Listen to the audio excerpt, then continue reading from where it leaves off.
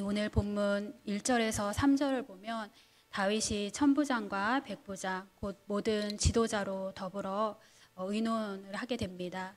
다윗이 백성의 지도자 곧 대표들과 더불어 의논하고 또 동의를 구한 내용은 하나님의 궤를 예루살렘으로 옮겨오는 일에 관한 것이었습니다. 하나님의 궤는 당시 기랏 여아림의 아미나답의 집에 모셔져 있었습니다. 하나님의 궤는 본래 성막의 지성소에 모셔야 했습니다. 그런데 이 궤가 성막이 아닌 기랏 여아림의 아미나답의 집에 모셔졌던 것은 엘리 제사장 시대에 이스라엘과 블레셋 간의 전쟁이 있었습니다. 그 당시에 하나님의 궤가 블레셋에게 빼앗겨서 가게 되었고 다시 그곳에서 이제 돌아오게 되고 돌아온 언약궤를 벳세메스 사람들이 호기심으로 들여다 보았다가 하나님의 징계로 많은 사람들이 죽임을 당했습니다. 사람들이 두려워하는 가운데 기란 여아림의 아비나답의 집으로 보내졌고 그곳에 방치되게 되었습니다.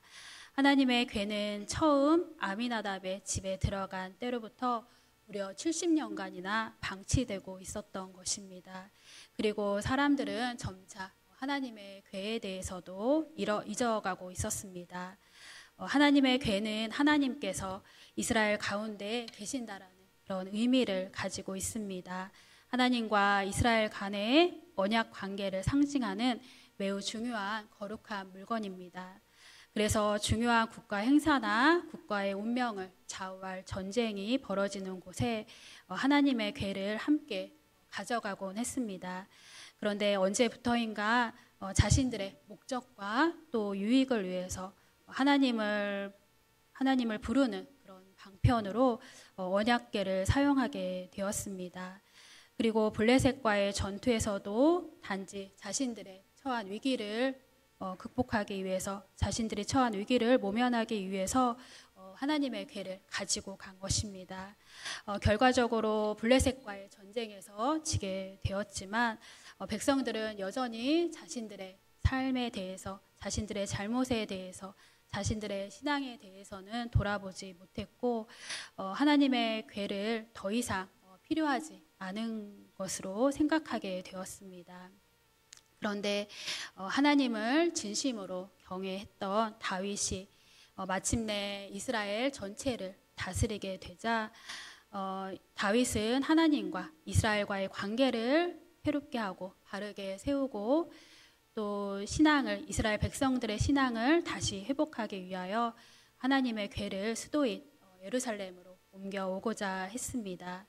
다윗이 하나님의 궤를 다른 곳이 아닌 수도이었던 예루살렘으로 옮겨오고자 한 것은 다윗이 하나님을 이스라엘의 진정한 왕으로 생각했다라는 것을 왕으로 인정했음을 의미하는 것입니다. 다윗은 자신이 이스라엘의 왕이지만 자신은 결국은 하나님의 대리자이고 진정한 이스라엘의 왕은 하나님이신 것을 다윗은 알고 있었습니다. 그래서 하나님의 궤를 수도인 예루살렘에 옮김으로 하나님께서 마땅히 있어야 할 그 하나님의 자리에 있게 한 것입니다. 다윗은 하나님의 궤를 운반하는 일까지도 2절에 보면 그 일이 하나님께로부터 인한 것이라면 그렇게 하자라고 제안하고 있습니다. 하나님이 계셔야 할 그 자리에 마땅히 모시는 것이 우리가 해야 할 일입니다. 다윗이 하나님의 자리가 수도였던 예루살렘 성전에 있어야 된다라고 다윗이 생각했다라고 하면 오늘날 우리 하나님의 자리는 바로 성도들의 마음 중심이라고 할 수 있습니다. 오늘날 하나님은 성도들의 마음을 성전으로 삼아 거하시기를 원하십니다. 고린도전서 3장 16절에 보면 너희는 너희가 하나님의 성전인 것과 하나님의 성령이 너희 안에 계시는 것을 알지 못하느냐. 우리는 다윗처럼 하나님을 진심으로 경외하며 하나님이 마땅히 계셔야 할 우리 마음의 중심에 모셔드림으로 인해서 하나님만이 온전히 우리의 주인이 되게 하시고 또 하나님께서 우리 마음 중심에 거하심으로 하나님과 동행함으로 하나님께 영광 올려드리는 우리의 삶이 되기를 소망합니다. 5절에 보면 다윗은 백성들이 하나님의 궤를 기럇 여아림으로부터 예루살렘으로부터 옮겨오고자 하는 그런 이제 계획에 동의를 하자 본격적으로 궤 운반을 위한 그런 준비를 하였습니다. 남으로는 애굽 시내부터 북으로는 하맛 어귀에 이르기까지 모든 이스라엘 백성들을 불러 모았습니다. 사무엘하 6장 1절에 보면 다윗이 이 궤 운반을 위하여 공식적으로 동원한 인원만 하더라도 무려 3만 명이 되었다라고 합니다. 7절과 8절을 보면 다윗은 마침내 하나님의 궤를 운반하기 시작합니다. 자신이 준비한 새 수레에 언약궤를 싣고 또 궤를 보관하고 있던 아비나답의 두 아들 우사와 아이오를 운반 책임자로 임명해서 하나님의 궤를 운반하기 시작합니다. 그리고 자신을 비롯한 이스라엘 백성들은 궤 앞에서 악기를 연주하며 하나님을 마음껏 찬양하기 시작했습니다. 다윗이 하나님의 궤를 예루살렘으로 옮겨오는 일에 얼마나 큰 열심을 가졌는지를 잘 보여주고 있습니다. 그러나 다윗이 이렇게 하나님에 대해서 큰 열심을 가지고 있었음에도 불구하고 이 일이 잘 이루어지지는 못했습니다. 궤를 운반하는 책임을 맡았던 우사가 죽게 되었고 또 그로 말미암아서 궤 운반이 중단되고 말았기 때문입니다. 다윗에게 하나님을 향한 큰 열심이 있었지만 그 언약궤 운반하는 일이 우사의 죽음으로 말미암아 중단된 것은 그 궤를 운반하는 방법이 하나님의 말씀대로 이루어지지 않았기 때문이었습니다. 말씀은 궤를 운반할 때에는 반드시 레위인 중 고앗 자손이 어깨에 메고 운반하도록 규정하고 있습니다. 그런데 다윗은 고앗 자손의 어깨가 아닌 수레에 실어 언약궤를 옮기고 있었던 것입니다. 그리고 그 과정에서 궤를 실은 수레를 끄는 소가 날뛰게 되자 그 운반 책임자였던 우사가 궤가 땅에 떨어지는 것을 막을 목적으로 궤를 붙잡게 되었고 그 누구도 거룩한 물건에 손을 대지 못하도록 하는 그 말씀을 어겨서 하나님의 심판을 받게 되었고 또 죽게 된 것입니다. 다윗이 하나님에 대한 열심이 컸음에도 불구하고 이렇게 언약궤 운반 시도는 중간에서 이런 일로 인해서 중단되게 되었습니다. 하나님에 대한 열심이 크다고 하더라도 그것이 하나님의 말씀에 의한 방법이 아니라면 그것은 오히려 해가 될 수 있는 것입니다. 하나님에 대하여 우리가 열심을 내고 또 거룩한 부담감을 가진다라고 하더라도 그것이 하나님의 말씀대로 이루어지지 않을 때는 그 수고가 헛되게 되고 또 그 열심이 또 하나님의 축복으로 연결되지 못한다라는 것을 우리가 오늘 말씀을 통해 알 수가 있습니다.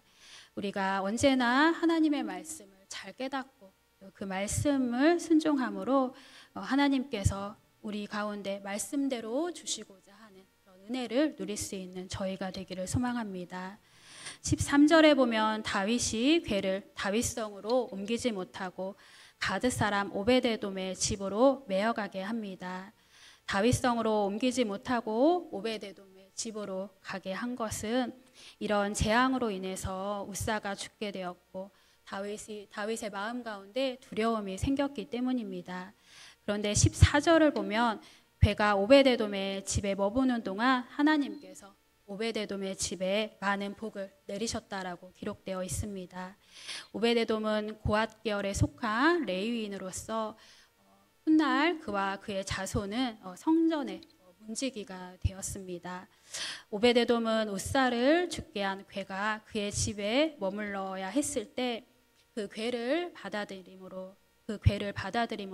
받아들일 정도로 하나님에 대한 헌신과 순종하는 마음을 가진 사람이었습니다. 오베데돔의 헌신과 순종으로 인해서 하나님의 언약궤가 그의 집에 있게 되었고 오베데돔은 이런 헌신과 순종의 사람으로 궤가 그의 집에 모셔드리기에 합당한 그런 사람이었고 그로 말미암아 하나님의 복을 누리게 되었습니다.